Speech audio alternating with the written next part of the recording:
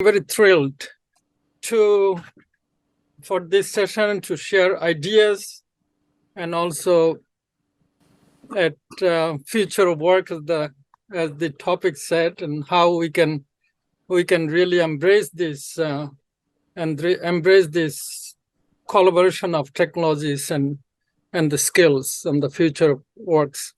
I joined by our CEO of Chorus Trust Bangladesh, Mr. Samsul Haq, and he was former Consul General of New York for Bangladesh.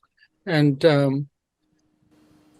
with that, I have few slides. You'll see that is going to be, I would like to, we can be interactive here as well. Would like to, it's very open, very, we try to learn from each other's, and I'm happy to share my experience. And so that's how we can really see how we can be very applied throughout the process of this presentation. So with that, I would like to go to the next slides. Why it's not okay? Yeah, there it is. And my picture is there. Okay. So just to set the stage or tone in terms of how the entire transformation is happening, how we are here today. So I went to Davos in Switzerland in 2016 and learned the word Fourth Industrial Revolution. That is firsthand with Professor Schwartz, and I had an honor and privilege to sit one of the panel. So then it prompted me to realize how we see that as one of the lead architect for AT&T 21st Century Network. And there's, is it Mr. Khalid Shams that joined for that? Yes, he joined us kindly. Okay, great. So the so in terms of that triggered me in 2016 and Fourth Industrial Revolutions, the buzzword, and that then my experience as a lead architect for AT&T 21st Century Network. So this is all the transformation of the technology, distributed computing all happened in 90s. So I try to connect the dots. Why is the Fourth Industrial Revolution, as well as the First Industrial Revolution, what you see in 17 in that 18th centuries. So the trend is between the invention that's happened in the UK between the steam engine and the industrial introduction, very manual stream that injected in the factories. Then you see the electricity and assembly line that happened really after 100 years. So it took 100 years to get to what we call them second industrial revolution. It took another 100 years to get to the computer and automation. So you see the trend, that very linear progression that happened between first through the third industrial revolutions. That's the computer automation. We had the first computers and computing, that's in 1950s.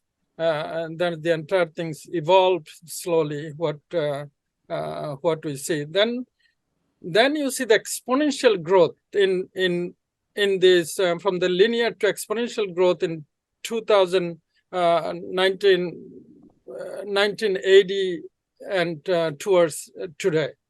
So it took less than 50 years to get where we are today in terms of AI, injection of artificial intelligence and machine language.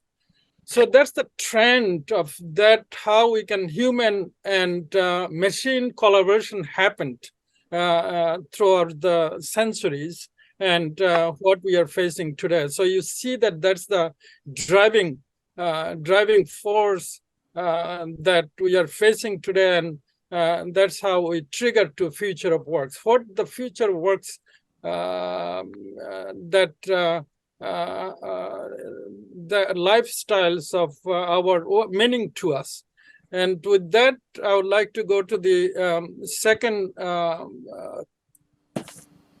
in terms of Bangladesh, because we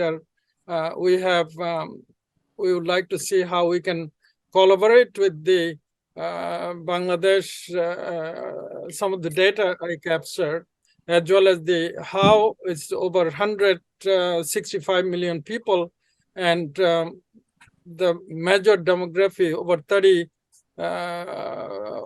70% people under age 35 or less. So the big demography, that's, you see that some of the data we have in terms of 18 million primary school students and 98% enrollment. So I think the point I was making is here we are facing the new transformed technologies, and in the context of that, how Bangladesh and their and the youths, and how we can make it relevant in the world frontier.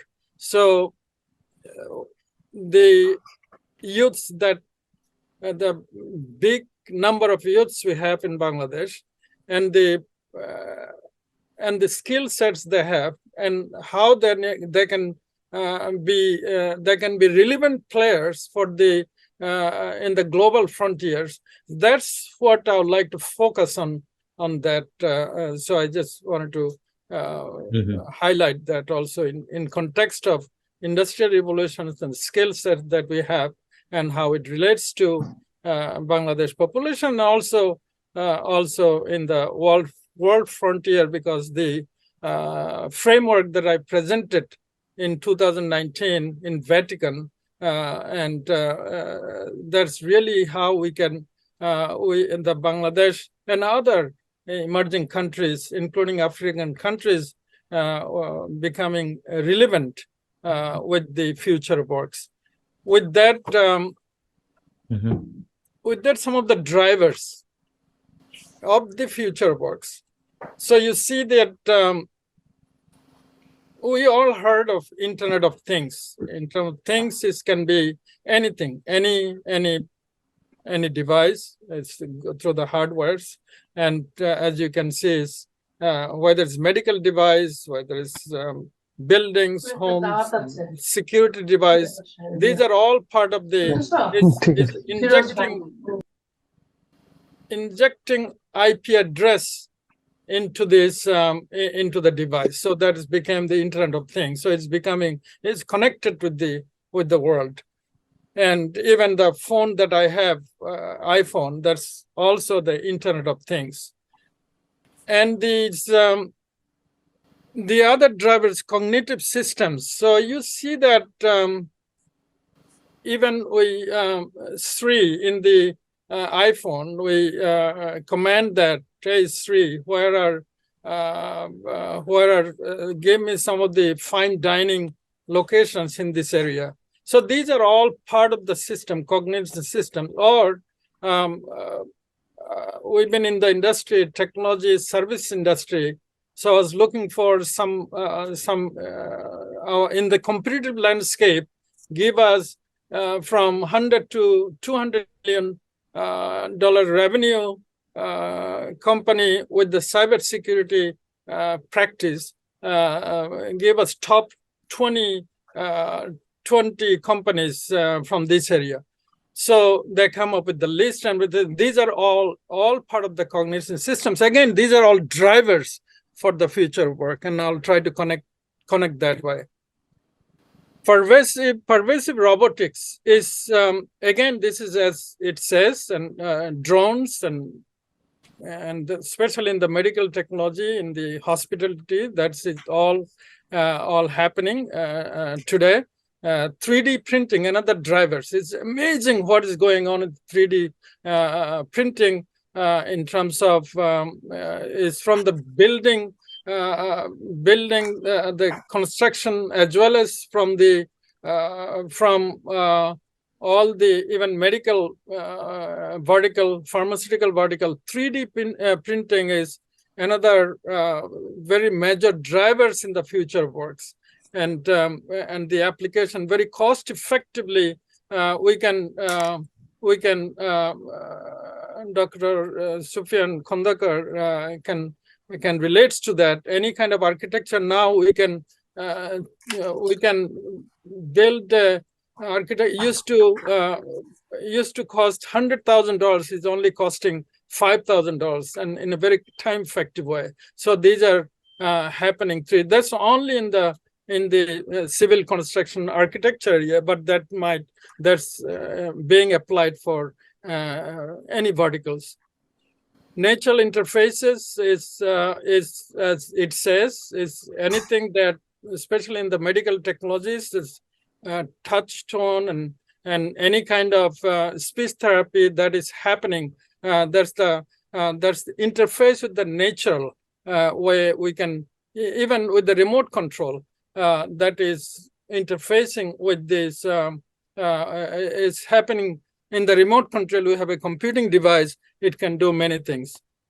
So these are and the security is very challenging for us, is whether it's a physical security or cyber security. Think about 1 in 10 emails. 1 in 10 emails is phishing emails, is malicious emails. So you can imagine that sometimes it says that, hey, you are your password is compromised, or I need or your son and daughter asking for money through the very authentic way. These are all phishing emails. So we password is compromised. So you just click on that email and you invited the bad actor, hackers in the world. So security, that's another driver of in that area of the future works.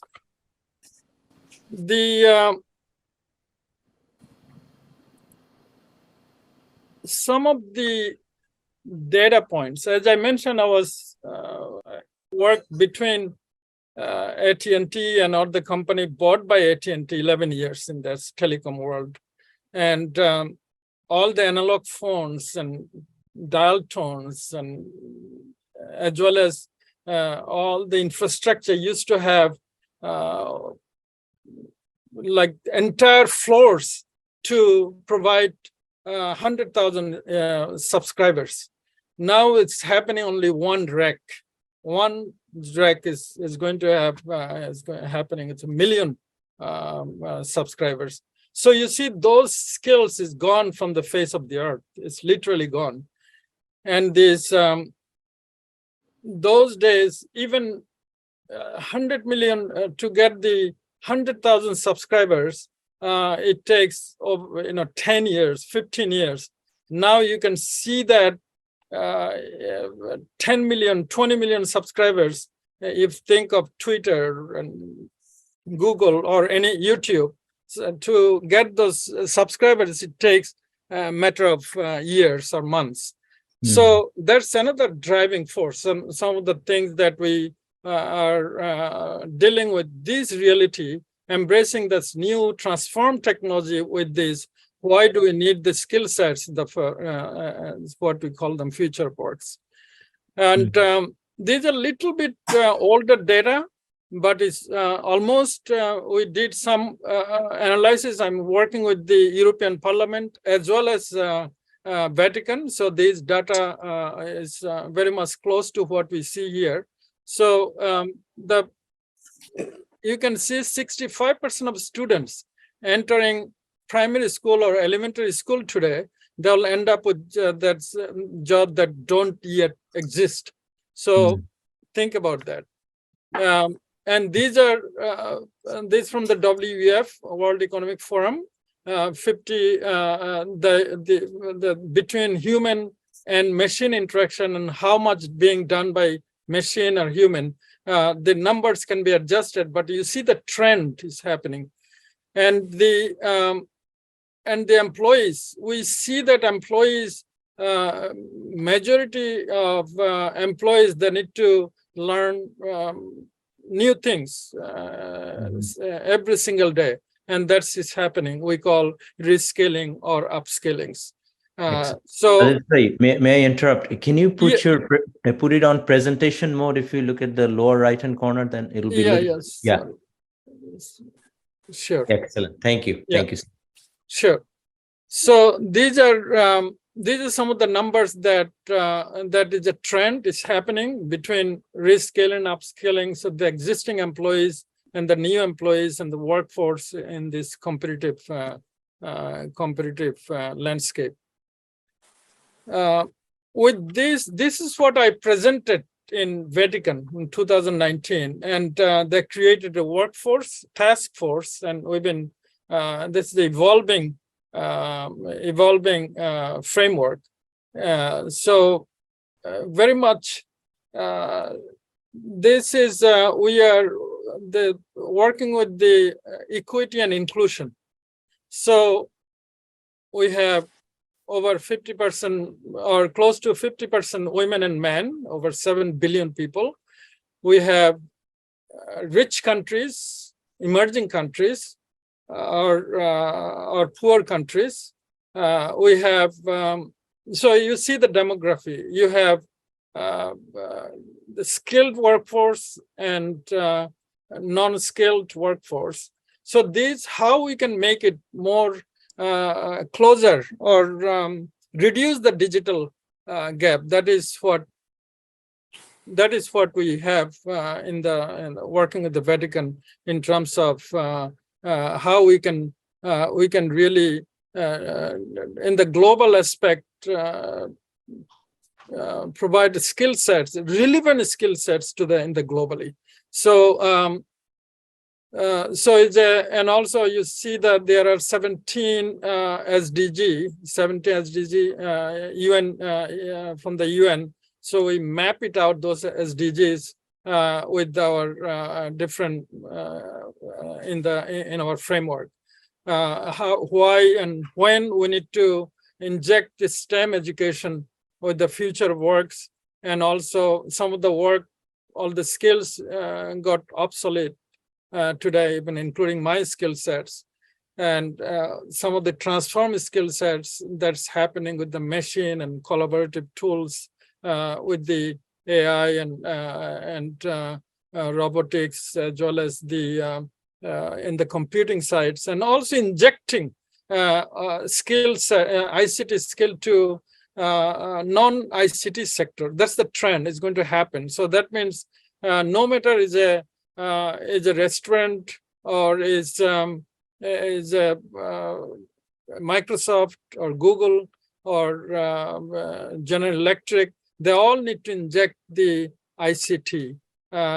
So we are so that's the transformation happening, and that's also part of tie up with the future works. So because the human computer dependent workforce is more and more happening, and also some of the data we included is a multi-income family is a trend. The secondary education for primary job is a trend. Smart everything. So it's really we need to learn whether it's a small, how to even make how to pinpoint where you are in terms of understand the Google map, as well as how to work with the Facebook Messenger. These are all kind of skills. Very could be very trivial, but we need to understand. And also 24/7 remote working that's happening in the transformation with the post-pandemic things. That's also very much we are dealing with the future works. But at the same time, the challenge is continuous shortage of a specialized skilled workforce. So that's as well as what is the barrier for the future work. So that's you can see that job loss to robots, globalization dynamics, and different work conditions, refugee inclusion. We are in dialogue with U.S. State Department and how to train some relevant skill sets to Afghan refugees around the globally. So these are the things that is happening, and also we need to challenge is that how do you provide those kind of education to with in the remote area globally. So these are some multi skills for single jobs. We need to that's part of the future of work. We need to at some point that we are some like even office assistant in Bangladesh. What I saw there, someone just making coffee or tea for the office, or someone just moving files from point A to point B. But they still need to learn the skills, ICT skills, relevant skill sets to become relevant workforce in the industry. So we have to keep that in mind. These are also challenges. With that, so some of the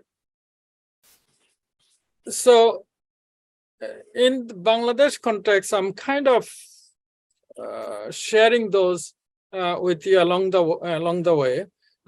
So how have they evolved jobs? So how we can transform the office assistant to learn some relevant skill sets and become efficient in his existing jobs, or can get another jobs. And these are some of the challenges happening, and we need to see how that can be done. And technology changing to fuel this acceleration. So that's not even just in the developed country, but is in the emerging countries also that's happening. And the threatening today's jobs is we just become IT work, part of IT developers, but I need to understand the cyber security threats and how we can work in a secure way. So again, we need to learn the multi-skill. That's we didn't have to have that. These are even 5-6 years back. So and also what are the potential opportunities in Bangladesh? So because I wanted to see the relevance with Bangladesh youths. So the relevance is that the skills, ICT has no barriers. With the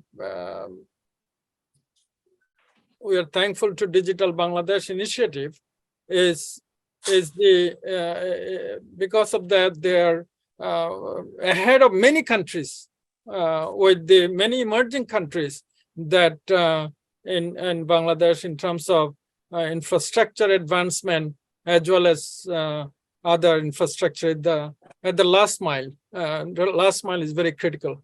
So I went to Guatemala and few other countries. They have, even though some of the countries they have scalable backbone, but they don't have the last mile.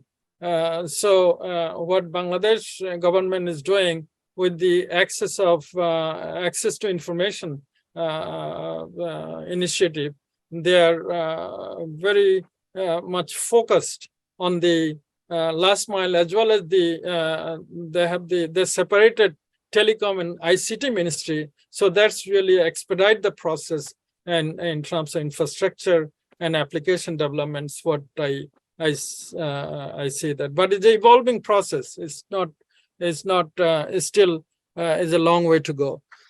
So some of the so challenges and opportunities in Bangladesh, I can talk more about that.